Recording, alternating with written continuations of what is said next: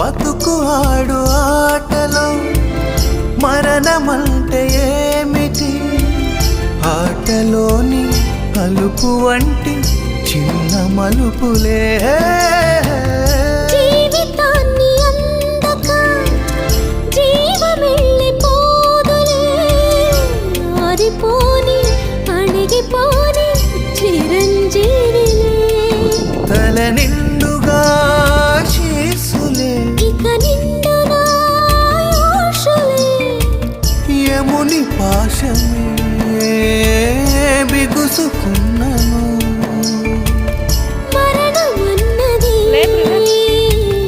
మరల జననమే. నిండు నూరేళ్ల సావాసం స్వర్గమయ్యింది వనవాసం. దండగుచ్చాను నా ప్రాణ